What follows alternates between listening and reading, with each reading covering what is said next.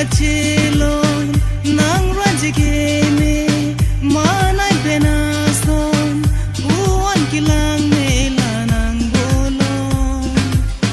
bang suarani tengne unesi jadi dam sing do e bang suarni jadi dam sing do e bang suarni lanang raje lanang bolon lanang kata plika chelon nang kata pitha phot ne sing aklong nang kata pitha phot ne sing aklong thek long ching ni college canteen along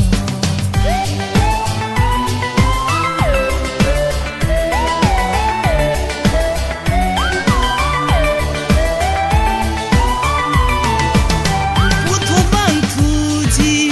la pusona rani la bang soharani kang hona lam thanji bon tapisine phanang thanji la sika jadi kai ke jo parni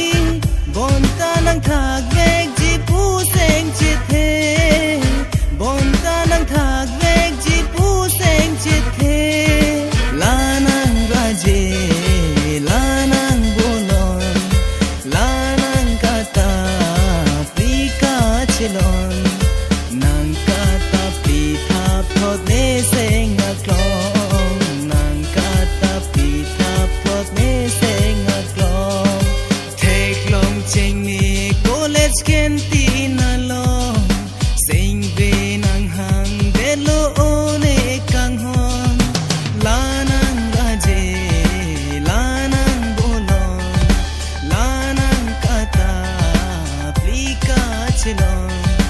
nang kata pitha phot ne seng aklong nang kata pitha phot ne seng aklong